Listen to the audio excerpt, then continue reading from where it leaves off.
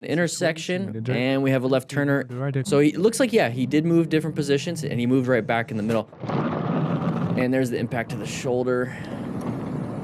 All right, we're gonna go over this one just a little bit. This view right here is very important. So this is what we see as motorcycle riders. So part of planning our ride is locating hazardous situations.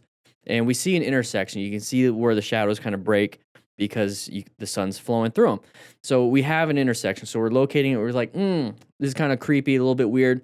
Cover the brakes, get ready, position yourself so that you're at least visible, and be ready to apply the brake, swerve, or accelerate. So we see this right here. A person comes out. We're probably applying the brakes really hard, but our total stopping distance isn't going to be the absolute best, and then we're going to crash. Now, when it comes to, we're going to go to the other point of view, when it comes to actually swerving, that's going to be the thing that saves us in this situation right here. So right now we're in a position for safety. We're in the middle, and I did notice that he was presenting. So that's something you can do at intersections where you kind of move left and right, because as a moving object, it captures people's eyeballs. Okay, if we stay still, it's harder to see. It's kind of like, seeing those videos of the sniper in the ghillie suit not moving, can't see him. All of a sudden he stands up, you could see him. Kind of the same thing. We're invisible. We're camouflaged. And so we want to move a little bit so that you can see him do that. Let's go ahead and watch. So he goes that way. He comes back this way. That's presenting. That's doing your thing. But when it comes to actually swerving back into a new position for safety, it's a quick swerve. That was just a lane adjustment, and that's going to grab people's attentions. But what we need to do is get a quick swerve. So what we could have done is a quick swerve back next to the line and to get ourselves out of that situation. So overall, pretty terrible. Full gear, it looks like, so that's good. So there's the clutch and the brakes. So we're starting to apply all of that. But we could have swerved. Remember, just emergency braking, emergency swerving, emergency acceleration. Sometimes you're going to have to switch it up. You're going to start braking. You're like, I got to swerve. But here we go. All right, we have somebody coming out right here. Are they going to stay in their first available lane? No, they're not.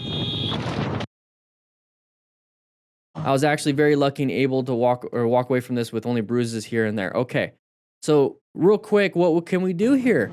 Okay, we assume this person's going to stay in this first available lane. They should. There's stack of cars. What does that look like? The side of the vehicle is a merge area. It's an intersection. Whether it's like this or it's a T, it doesn't matter. It's still an intersection. So we hope they're going to stay in this first available lane, but they didn't. So when I see a merge area or an intersection, I just don't trust these people. So what do I do right here before the intersection?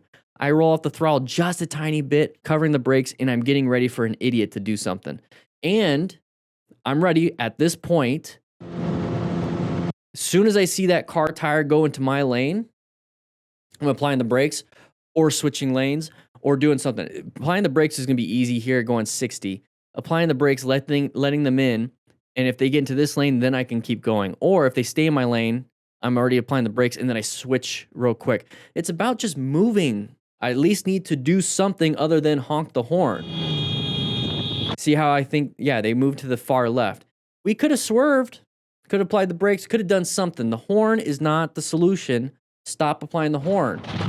Here we go. Intersection, locating hazardous situations. Oh, turned it in a little too quick.